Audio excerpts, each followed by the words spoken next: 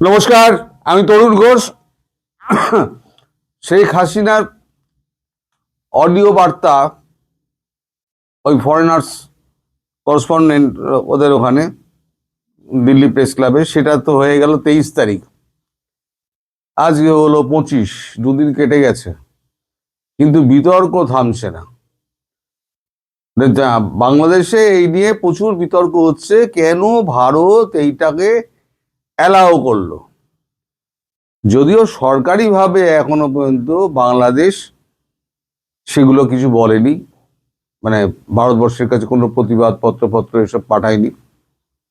পাঠালে পরে কি জবাব পাবে সম্ভবত সেটা আন্দাজ করেই তারা পাঠায়নি। এখন তবু আমাদের একটা সেফ খেলে দিয়েছে আমাদের কেন্দ্র সরকার। কেন্দ্র সরকার আজকে একটা বক্তব্য আমাদের কাগজে বেরিয়েছে, দিল্লি কি করবে, হাসিনা বার্তায় কৌশলী কেন্দ্র।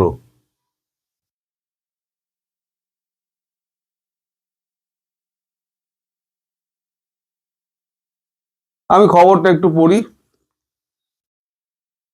বিএনপি চেয়ারম্যান তারেক রহমান এখনো পর্যন্ত হাসিনা বা তার আওয়ামী লীগের নিয়ে কোনো কটু মন্তব্য করেননি দেশে ফেরার পর। এমনকি তার ভারতে আশ্রয় দেওয়া নিয়েও খোঁচা দেননি তিনি। তবে তার দলের একাংশ এবং জামায়াতে ইসলামী, অন্তর্বর্তীকালীন সরকার এবং বাংলাদেশের নাগরিক সমাজের বহুলাংশই ভারতে বসে হাসিনার সাক্ষাৎকারের এবং ধারাবাহিক বক্তৃতা নিয়ে নয়াদিল্লির প্রতি ক্ষোভ তৈরি হয়েছে। তাদের মত, ফাঁসির দড়িতে ঝোলানোর জন্য ভারত শেখ হাসিনাকে ফেরাতে পারে না এ পর্যন্ত বোধগম্য, কিন্তু ভারতের মাটিতে বসে বাংলাদেশের রাজনীতি নিয়ে তিনি যে ক্রমাগত কথা বলে যাচ্ছেন, এমনকি ফরেনার্স করেসপন্ডেন্ট ক্লাবে তার অডিও বক্তব্য শোনানো হলো, তাতেও ভারত এবং বাংলাদেশের মানুষের মধ্যে তিক্ততা আরও বেড়েছে। বিষয়টা নিয়ে পাল্টা বয়ান দিচ্ছে নয়াদিল্লি। সাউথ ব্লক সূত্রের খবর, শেখ হাসিনা ভারতের রাজনৈতিক বন্দী নন, তাকে দেশে গ্রেপ্তার করে রাখা হয়নি, ফলে স্বাধীন মত প্রকাশের জায়গা তার থাকতেই পারে। এছাড়াও বিদেশ মন্ত্রকের বক্তব্য, আওয়ামী লীগের নেতামন্ত্রীরা এবং শেখ হাসিনা তাদের বক্তব্য জানাচ্ছেন মূলত সমাজ মাধ্যমে, যার উপরে ভারত সরকারের কোনো নিয়ন্ত্রণ নেই। একথাও বলা হচ্ছে যে শেখ হাসিনার প্রথম 3টি সাক্ষাৎকার ছিল আমেরিকার সংবাদ মাধ্যমে, কিন্তু বাংলাদেশের নেতৃত্ব তা নিয়ে সম্পূর্ণ নীরব। নয়াদিল্লির বক্তব্য, ভারতের বেসরকারি সংবাদ মাধ্যম তা নিয়ে কি ছাপবে না ছাপবে এটা তাদের এখতিয়ারের মধ্যে পড়ে, সরকার সেই স্বাধীনতার মাথা গলায় না। এ পর্যন্ত সব ঠিকই আছে। সরকারের বক্তব্য সরকার জানিয়ে দিয়েছে, কোনো চিঠি চাপাটি করার আগেই জানিয়ে দিয়েছে। এখন এই যে পাল্টা চাপ, যেটার কথা আমি আমার পোস্টে উল্লেখ করেছি, পাল্টা চাপ কিরাম হচ্ছে, আমি পরের অংশটা পড়ছি। আমি পুরোটা পড়ছি, আমি গুরুত্বপূর্ণ অংশটুকু পড়ছি। পাকিস্তানের গোয়েন্দা সংস্থা আইএসআই বাংলাদেশের টালমাটাল অবস্থার সুযোগ নিয়ে প্রভাব বাড়াচ্ছে এবং ভাষ্য তৈরি করার চেষ্টা করছে বলেই মনে করছে ভারতের কেন্দ্রীয় গোয়েন্দা সংস্থার একাংশ। 5 আগস্টে ভারতীয় সংস্কৃতি কেন্দ্রে ভাঙচুর চালানোর বিষয়টিকে এই প্রভাবের সঙ্গেই যুক্ত করে দেখা হচ্ছে, এখান দিয়ে চাপ বাড়াচ্ছে। ছায়ানট, উদীচীর মতো ধর্মনিরপেক্ষ সংস্কৃতি কেন্দ্র হামলা হয়েছে, এখনো পর্যন্ত তার নিন্দা করেনি অন্তর্বর্তীকালীন সরকার। অন্তর্বর্তীকালীন সরকার কোন জিনিসের নিন্দা করেছে? যত রকম খুন, ধর্ষণ, ডাকাতি, মানে নিরাপরাধ বলে আসামি করে তাদেরকে ধরে নিয়ে যাওয়া হচ্ছে। গতকাল পরশুদিন তো একটা অদ্ভুত ঘটনা ঘটে, এত নির্মম ঘটনা যে আওয়ামী লীগ করতে বলে মানুষটাকে ধরে নিয়ে গিয়েছে, তার 9 মাসের শিশু সন্তান, তাকে না মানে দারিদ্রের সঙ্গে যুঝতে না পেরে তার 9 মাসের সন্তানকে গলা টিপে বা জলে চুবিয়ে হত্যা করে মা গলায় দড়ি দিয়েছে। এর থেকে শোচনীয় এবং দুর্ভাগ্যজনক অবস্থা কি বাংলাদেশে হতে পারে? এরপরেও বাংলাদেশ সরকার কোনো রকম কথা বলেছে? ওই সংবাদ মাধ্যমে তো একটাও কথা উচ্চারণ হয়নি।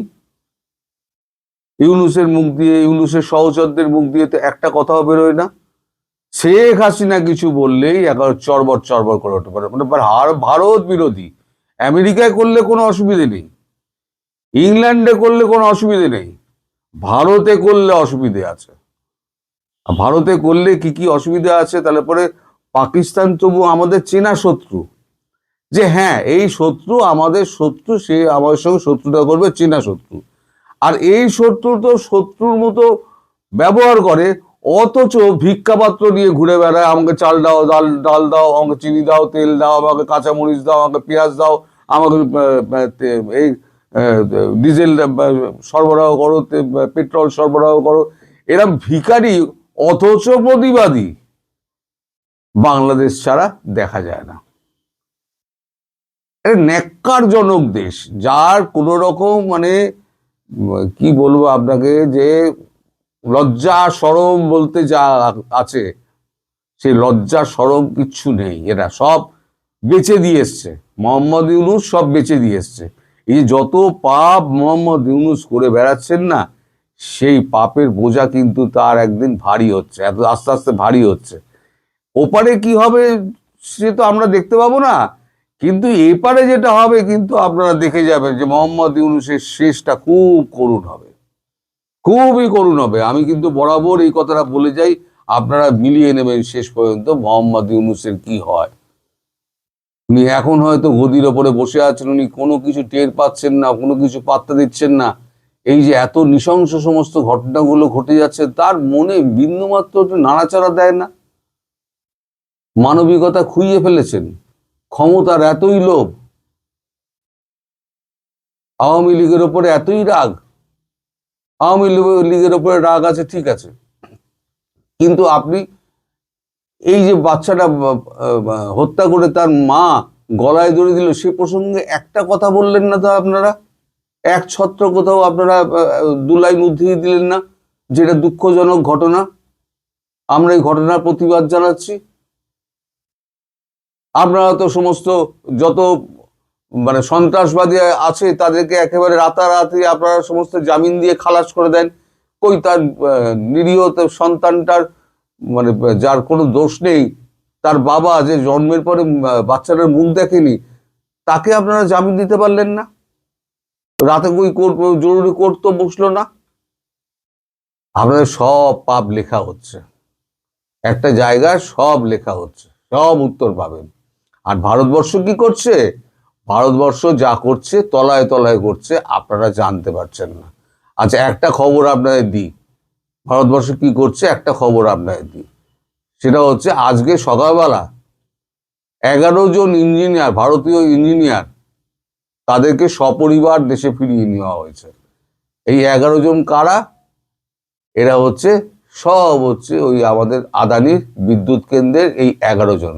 আর পরমাণু রূপপুর পরমাণু কেন্দ্রে কাজ করতে সেখানে 8 জন, আর বাকি 3 জন হচ্ছে আদানি বিদ্যুৎ কেন্দ্রে, যেখান থেকে আমাদের এই গোড্ডা ফায়ার স্টেশন থেকে পাওয়ারটা গিয়ে ওই সাপ্লাই হয় যেখানে, সেখানে তারা কাজ করতেন। তার মানে এটা মানে ইঙ্গিত যে এখন তো শীতের সময় তো আপনার অসুবিধা হচ্ছে না, তাই কমিয়েছে, বুঝতে পারছেন না আপনারা, কিন্তু বিদ্যুৎ কমিয়েছে আদানি, টাকা পয়সা দেয়নি বলে।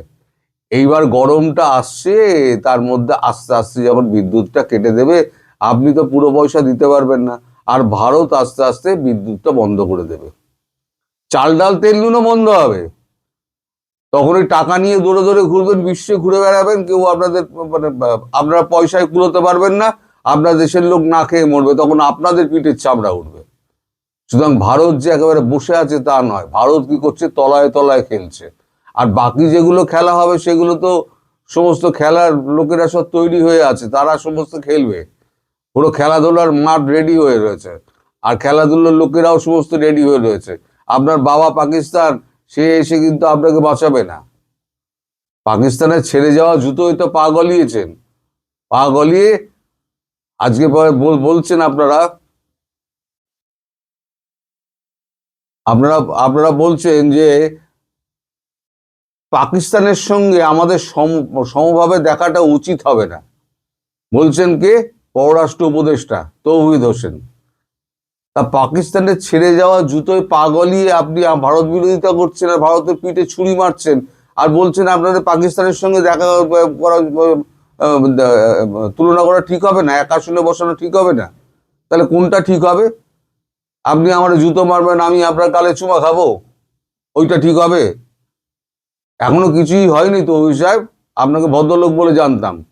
আমি ভেবেছিলাম আপনি এই অবস্থায় আপনি পদত্যাগ করে বেরিয়ে আসবেন, কিন্তু আপনিও যে একটা ছোট লোকের সঙ্গে থেকে আপনিও যে ছোট লোক হয়ে গেছেন সেটা আমি বুঝতে পারিনি। তাই প্রথম প্রথম আপনার খুব প্রশংসা করতাম, এখন আর করি না, এবং আপনাকে রীতিমতো আমি ঘৃণা করি। এই যত উপদেষ্টা মণ্ডলী রয়েছে সব কটা হচ্ছে চোর, বাটপার, চিটিংবাজ, সব কটা হচ্ছে মানে অর্থলোভী, আর সব কটা সন্ত্রাসবাদী। এরা কি সন্ত্রাস করেছে বাইরের ছেলেরা, তার থেকে বেশি সন্ত্রাস করেছে সরকার। আওয়ামী লীগকে দমন করে ওভাবে আওয়ামী লীগকে দমন করে রাখা যাবে না। কেউ কাউকে কখনো দমন করে রাখতে পারেনি। তাহলে হিটলারও থাকতেন, চাউসেস্কেও থাকতেন, সবাই বেঁচে থাকতেন, কিন্তু কেউ বেঁচে থাকেননি।